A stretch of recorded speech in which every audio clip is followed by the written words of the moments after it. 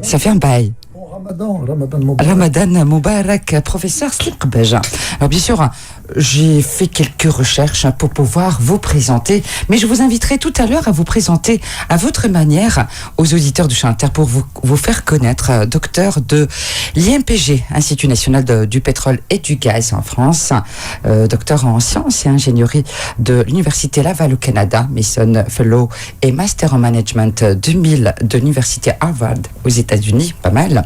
Slim Qbeja a assumé de multiples responsabilités en tant que professeur d'université et chef de projet de recherche. Il a créé en 2010 avec Zine Brzaoui un groupe marocain leader dans la distribution des produits bio au Maroc. Il a participé à la commission nationale du bio public et privé pour la préparation des décrets d'application de la loi 39/12 sur le bio au Maroc. Voilà, est-ce que j'ai oublié un volet important? Juste une petite correction, l'INPG, c'est l'Institut National Polytechnique.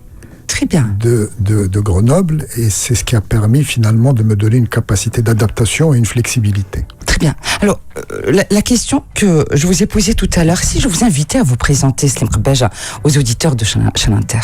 La première chose qui me vient à l'esprit, ce sont les valeurs. On a tendance à dire, quand on veut influencer les gens, c'est par les valeurs, c'est la manière d'être, c'est l'attitude. Tout au long de mon parcours, j'ai appris des choses relativement jeunes. D'abord, en tant qu'adolescent, le voyage. Et le voyage de manière, autonome. On voyageait à l'époque en autostop. On voyageait en autostop, donc, et on partait avec 700 dirhams, 800 dirhams pour 3 mois en Europe, à partir du Maroc. Ça m'a appris le sens de la responsabilité. Ça, c'est très important, parce que s'il y a quelque chose que je n'aime pas du tout, c'est les caprices. Je ne supporte pas, parfois même, je manque de tolérance. Mais voilà, le sens de la responsabilité, c'est une valeur que j'ai apprise très très jeune. Ensuite, j'ai été à l'étranger, j'ai commencé à étudier. Et puis les études, il faut y trouver un intérêt. Et c'est le rôle des parents de démontrer, de montrer, de convaincre les enfants que c'est de leur intérêt. C'est pas de l'intérêt de la famille, c'est pas une image de marque ou attention, qu'est-ce qu'on va dire, c'est de l'intérêt. Et moi, quand j'ai commencé mes études en France, je n'avais pas d'intérêt aux études pendant tout le premier cycle universitaire. Ça ne veut pas dire que j'ai échoué. Non, pas du tout. Je réussissais. Je vous écoute. Mais pas brillamment, jusqu'au moment où j'ai commencé une thèse de doctorat. Très bien. Ça a été le déclic. Ça a été le déclic de dire, je travaille pour moi, je fais une recherche pour moi, j'innove, je vais prospecter des idées, des projets, des écritures, des mémoires, mais je le fais pour moi. Avant, je le faisais un peu pour ma famille, voire beaucoup pour ma famille, pour mes amis, parce que tout le monde, on veut faire comme tout le monde. Donc ça, c'est ma deuxième valeur, c'est ça. C'est l'autonomie de la prise de décision, on fait les choses pour soi. La troisième chose, qui n'est pas simple, c'est de se connaître. Se connaître pour savoir exactement qu'est-ce qu'on a envie de faire, où est-ce qu'on s'épanouit. Ben, je vais vous dire, il y en a qui s'épanouissent dans un travail, le même travail, pendant des années et des années et des années. Tout à l'heure, je parlais à un de vos réalisateurs que j'apprécie beaucoup, et il me disait, je suis à la RTM depuis l'âge de 18 ans, et il a 51 ans aujourd'hui. Très bien. Ben, ça, c'est exactement le contraire de ce que je suis. Oui, donc vous avez besoin d'aventure. Moi, j'ai besoin d'aventure, j'ai besoin de changement. Et donc, une de mes valeurs importantes, c'est le changement, c'est me renouveler. Et la valeur ultime, si je dois résumer, c'est l'apprentissage, l'envie d'apprendre. Bien. Alors, Slim Qbeja, bien sûr, je vous ai présenté tout à l'heure, mais j'ai omis de parler de ce volet qui est très important, puisque vous êtes parallèlement coach. Alors, coaching, pour moi, j'y suis arrivé un petit peu par accident. J'avais une forme de liberté à un moment donné où je ne m'y attendais pas. J'avais un savoir-faire certain dans les rôles techniques, dans les rôles de management, dans les rôles de communication. Et je me suis dit, j'ai envie d'aider mon prochain. C'est important dans une vie de dire qu'on va aider les autres. Très bien. Oui. Oui, on va y arriver. On va leur donner ce que la vie nous a apporté. Et j'ai commencé à faire du coaching en accompagnant un certain nombre de patrons. J'étais en executive coaching, en accompagnant les comités de direction. Et puis petit à petit, ça s'est formé dans mon esprit. La voie s'est ouverte et je me suis dit, je vais faire de la formation. Alors, les gens qui me connaissent bien vont dire sa valeur première, c'est sa capacité à former, à enseigner. Je fais passer des choses. Donc je suis arrivé à faire ça, à former un certain nombre d'étudiants majeurs et vaccinés, des patrons, dans des formations en coaching et en hypnose ericksonienne que j'ai adoré. C'est une des phases de ma vie où la vie avait un sens. Parce que j'ai aidé les autres à trouver un sens. À travers ça, moi, je m'épanouissais. Et puis ensuite, c'était le bio. Bien. Avant de parler de bio, on va parler de coaching. Alors, est-ce qu'il y a un effet de mode aujourd'hui ? Oui, je pense parce que tout le monde se dit coach aujourd'hui. Oui, alors qu'est-ce qui s'est passé ? Je sais que vous-même, madame, vous avez fait une formation en coaching. Alors quand j'ai commencé en 2001, le coaching. C'était quelque chose dont on parlait très très rarement, et j'ai orienté ça vers le leadership et la communication. Et donc la suite, vous la connaissez. Quand j'ai arrêté, une dizaine d'années plus tard, 7 ans plus tard en fait, parce que ça commençait à se dévoyer. Les gens venaient faire une formation d'une 30aine d'heures. D'ailleurs, ce jour-là, je m'étais énervé. Quelqu'un offrait une formation de 30 heures pour devenir coach, hypnothérapeute. Puis, c'est pas possible. Si les gens ne travaillent pas sur eux-mêmes, s'ils n'ont pas l'expérience, s'ils n'ont pas le savoir-faire et le savoir-être, vous connaissez toutes ces phrases, qu'est-ce qu'ils peuvent apporter aux autres ? Posez les bonnes questions. Et puis, à dévisser les autres, on ne sait pas si on va arriver à les revisser. C'est comme une mécanique de voiture. Vous pouvez la dévisser. Absolument. Si vous n'avez pas à remonter, le moteur, il ne redémarre pas. Et sur le plan psychologique, le cerveau humain, c'est peut-être la chose la plus complexe de l'univers. Donc il faut y aller doucement. Donc je commençais à être déçu par ce qui se passait autour de moi. Vous êtes retiré ? Je me suis retiré et ma femme est arrivée, Zineb Larzaoui, avec force en me disant, moi j'ai commencé dans le bio, rejoins-moi, fais attention, c'est important, c'est sensible, il faut qu'on soit fort sur le bio parce qu'on était ce qu'on dit first mover. Donc j'ai quitté, j'ai pas regretté, j'ai gardé de très bons souvenirs, j'ai gardé de très bons amis, et jusqu'à aujourd'hui, il y a des gens qui m'interpellent encore pour se faire accompagner, et je vais vous dire un secret, j'accompagne encore quelques personnes, mais très discrètement. Très bien. Alors, on va parler bien sûr de vous avant de parler de bio, de parler de coaching. Alors, quels sont les moments forts de votre carrière, Slim Qbesh ? On va dire, ces rencontres peut-être qui vous ont marqué. Définitivement ces rencontres. C'est cette relation d'aide où on aide les gens à dépasser un cap, pas pour des raisons financières, c'est pour on leur redonne le moteur de la vie, où les yeux se remettent à briller, où les gens retrouvent un sens. Donc j'ai des exemples comme ça, je ne sais pas si je peux me permettre d'en parler, mais des gens qui avaient perdu le sens de la vie, l'envie même de vivre, et en accompagnement, ils retrouvent ce sens. Ils retrouvent cette envie de se battre, de se remettre à travailler, de retrouver un compagnon ou une compagne. Ça, c'est les moments les plus forts de ma vie. Cette période de coaching m'a vraiment passionné. Dans le bio, on n'est pas loin du bien-être, puisqu'on accompagne les gens dans la bonne nourriture, dans le respect de l'environnement. Donc voilà, j'aime bien, et c'est les moments forts de ma vie, quand je défends une cause qui donne du sens à moi et aux autres. C'est une satisfaction extraordinaire. Très bien.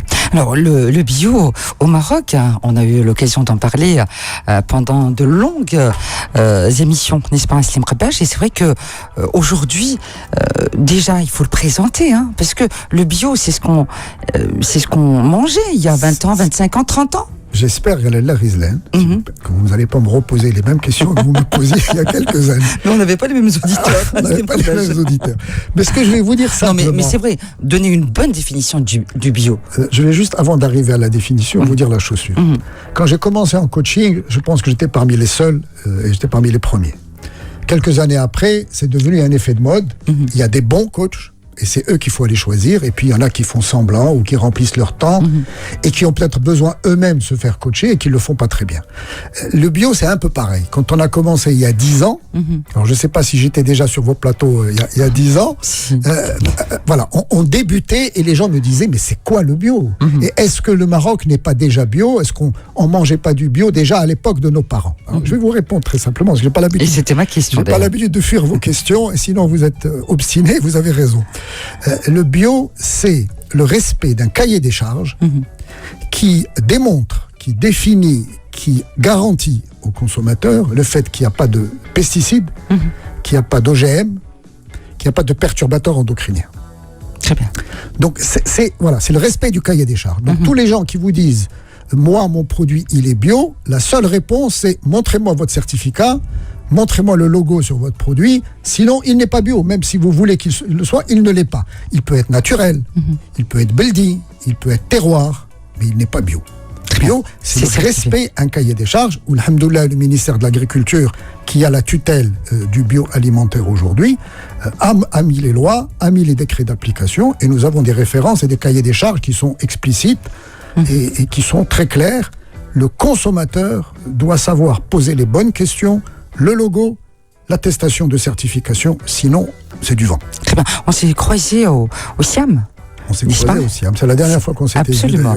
Et alors, qu'est-ce qui a changé depuis le SIAM? Écoutez, beaucoup de choses. Il y a plus de consommation. Alors, ce qui est extraordinaire, c'est que la pandémie est une très mauvaise nouvelle pour tout le monde. Oui. Pour le secteur du bio, les gens ont été davantage vers le bio grâce à la pandémie, parce que pour eux, c'est un virus biologique, et l'agriculture bio, ça permet de contrer. Ça permet de se protéger, et surtout, ça permet de protéger et de booster le système immunitaire, et je suis très content que les consommateurs aient compris ça. Il faut se protéger d'abord par son système immunitaire. Le booster. Les nutritionnistes le disent, les coachs le disent, nous on le dit, il faut d'abord booster son système immunitaire, et donc il faut éviter les pesticides, il faut éviter les produits chimiques, avoir une bonne hygiène de vie, et on reparlera de tout ça, j'imagine. Donc le bio, c'est pas un effet de mode, c'est là pour durer. Ceux qui nous ont dévancés de 20 ans, 30 ans sont encore dans le bio avec des taux de croissance considérables. Nos voisins, comme la Tunisie et la Turquie, ont commencé des années avant nous, ils sont loin devant. Très bien. Alors, en parlant de bio, bien sûr, il faut être dans la transparence. Aujourd'hui, quand on parle de bio, alors pour certains, ou pour presque tout le monde, je dirais, c'est trop cher. Qu'est-ce que vous en pensez, Slim Krbej? Écoutez, ils ont la vérité. Le bio est plus cher que le conventionnel, et je dirais, on ne peut pas faire autrement. Parce que le cahier des charges dont je vous parle, pour le respecter, il y a un coût. Il y a un coût du fait qu'on ne met pas de pesticides, parce que les pesticides, c'est la solution la plus facile. Vous trouvez des champignons, vous trouvez des insectes, vous voulez protéger, vous voulez rajouter un conservateur, vous mettez des produits chimiques. Ça marche ou pas, peu importe, mais c'est le réflexe pendant des années et des années qu'ont eu nos agriculteurs, et même dans nos jardins. C'est comme ça qu'on faisait, peut-être même dans nos maisons. Donc, ça a un coût de respecter un cahier des charges. Deuxièmement, le bio, c'est une connaissance du sol. Vous me parliez d'avant. Le paysan, entre guillemets, c'est pas péjoratif, l'agriculteur d'avant, il connaissait son terrain. Aujourd'hui, on a des agriculteurs qui sont des agro-industriels. Ce sont des gens parfois de la ville qui vont prendre un terrain et qui veulent le développer. Le bio ramène l'opérateur, quel qu'il soit, le propriétaire quel qu'il soit, à connaître son sol, à connaître le végétal, qu'est-ce qu'il veut faire pousser, combien d'eau le sol a besoin. Donc il y a une expertise, il y a une connaissance qui là aussi a un coût. Quand un opérateur veut se convertir du conventionnel au bio, il faut qu'il se forme. Ça a un coût.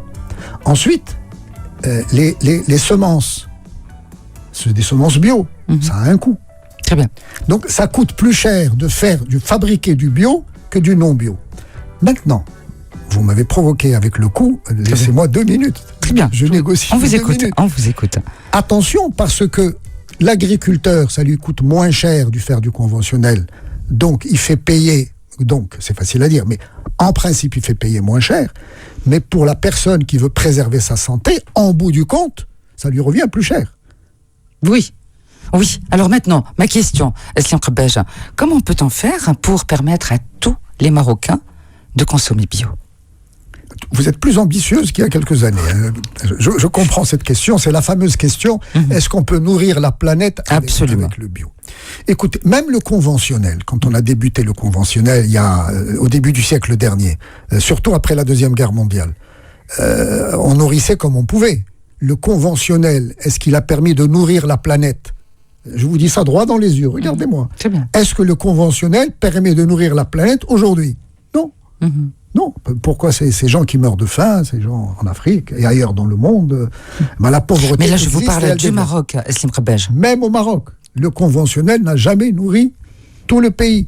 Il y a même sur le conventionnel. Alors maintenant, est-ce que le bio va remplacer le conventionnel d'une baguette magique? Non, ça va se faire graduellement. Oui. Plus on va poser de produits sur la table, plus les prix vont baisser. Donc plus ça va être accessible, et petit à petit, on va y arriver. D'ailleurs, l'un des objectifs du gouvernement actuel à travers Génération Green, c'est d'augmenter la surface des produits bio et d'y aller petit à petit, comme en Europe. en Europe, ils ont des croissances de 20% sur les surfaces agricoles et d'élevage. Ils sont en train d'y aller petit à petit. Donc le chemin est là. Combien de temps ça va prendre, ni vous ni moi ne le savons. C'est juste une vision alors. C'est une vision. Plus on va soutenir le bio de toutes les manières possibles, plus ça va aller vite. Moins on vous soutenir, plus il y aura d'obstacles, plus ça va ralentir. Très bien. Alors, quelle est la part d'export dans la production biologique marocaine ? Elle est relative. Les chiffres sont relativement bas. On n'a pas été suffisamment ambitieux. En tous les cas, on ne s'est pas donné les moyens de nos ambitions. Je vais vous donner un chiffre juste pour vous donner un ordre de grandeur. Les surfaces agricoles bio au Maroc, c'est moins de 1% de la surface agricole totale. Moins de 1%. En France, ils sont à 15-20, en Espagne, en Italie, en Allemagne, 15-20 et ils augmentent. Donc, en termes d'indicateurs, on en est loin. Nos indicateurs ne sont pas assez bons. Il faudra les préciser au fur et à mesure. Oui. Mais nous sommes à un Mais tournant. moi, j'aime bien, parce que là, quand vous parlez des problèmes, c'est vrai, Slim Krbej, Oui. mais vous ne proposez pas de solutions. Est-ce que vous avez des solutions ? Oui, nous avons des solutions. Très bien. Quelles sûr. sont ces solutions Les alors ? solutions, alors, très, très simplement. En Europe, quand ils sont passés en bio, il y a eu de fortes subventions. Il y a eu des soutiens. Il y a eu des politiques fortes de réduction des pesticides. Nous sommes en train d'y aller. Donc je suis optimiste. Le Maroc est en train de prendre le bon chemin. On a pris un peu de retard. Nous en sommes tous responsables. Il faut prendre un certain nombre, subventionner, former les gens, sensibiliser le consommateur, parce qu'il faut l'offre et la demande. Si aujourd'hui nous avons beaucoup d'opérateurs et que le consommateur ne consomme pas bio, l'opérateur va revenir au conventionnel. Et ça, c'est vu. Donc la solution, c'est de partir en partenariat public-privé et de stimuler et de pousser à ce que le bio se développe davantage pour que ce soit beaucoup plus accessible. Et on va y aller. Dernière chose, c'est que le privé n'a pas attendu. Les entrepreneurs privés et certaines coopératives n'ont pas attendu. Elles ont pris leurs risques, elles ont développé des choses sur le marché marocain et à l'export. Et il y a de très belles histoires qui, moi, me rendent très optimiste d'opérateurs qui ont fait de belles choses et qui vendent dans le monde. C'est pour ça que je n'aime pas donner des chiffres, parce que tout de suite, on a l'air trop petit. Il y a de belles choses qui se font et le produit marocain commence à être connu dans le monde. Très bien. Alors, le bio est très tendance aujourd'hui. On le remarque. D'ailleurs, il y a pas mal de labels qui fleurissent partout. Maintenant, pour influencer tous ceux qui nous écoutent, Slim Krbej, quels sont vos messages aujourd'hui ? Mis à part le bio, on parle en général. On parle de Slim Krbej. Comment peut-il influencer les auditeurs de Champ Inter et dans quel sens ? Bien sûr, dans le bon sens, j'espère. Sans être prétentieux, parce que vous me taquinez, sans être prétentieux, il y a un travail de fond à faire vis-à-vis du consommateur, c'est de lui garantir que quand il achète bio et qu'il achète plus cher que le conventionnel, il soit assuré que ce qu'il a acheté est réellement bio. Donc la sensibilisation sur le logo et sur l'attestation dont je vous ai parlé. Ensuite, il faut communiquer sur l'intérêt du bio. Vous avez beau me dire, le bio, on sait ce que c'est. Le bio, c'est mieux pour la santé. Tout le monde le dit, les recherches le disent. De plus en plus de gens qui étaient réticents sont en train d'y aller en termes de consommation, même en termes d'entreprise ou de coopérative. Les gens sont en train d'y aller de plus en plus. C'est une tendance mondiale et elle s'inscrit dans la durée. Donc tout ce que je peux faire vis-à-vis de l'auditeur qui m'écoute, renseignez-vous, lisez sur l'intérêt pour la santé, sur l'intérêt pour l'environnement.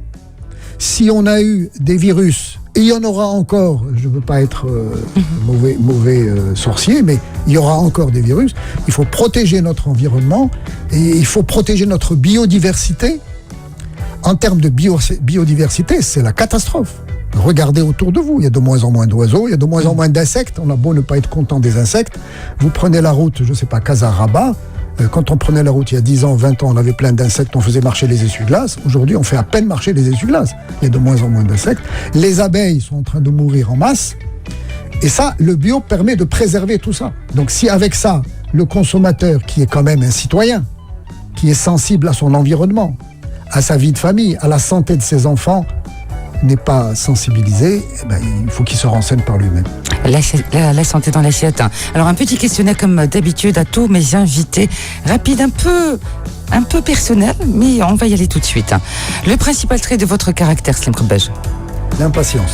La qualité que vous préférez chez un homme ? Chez un homme, la vertu. Chez une femme ? La vertu et la gentillesse. Ce que vous appréciez le plus chez vos amis ? La fidélité. Votre principal défaut. L'impatience. Votre rêve de bonheur. Que le Maroc mange bio. Et quel serait votre plus grand malheur? De mourir jeune. Comment vous aimeriez mourir? En laissant une empreinte. Votre état d'esprit Mon actuel? état d'esprit, c'est constructif, c'est bâtir, ne pas arrêter d'inventer et d'innover. Et d'ailleurs, je suis à un carrefour de ma vie où je vais repartir vers de nouveaux horizons. Et c'est comme ça que je garde ma jeunesse. Votre devise dans la vie? La devise, si quelqu'un peut le faire, je peux le faire. Absolument. Et vous avez tout à fait raison. Merci de répondre à l'invitation de Chemin Inter.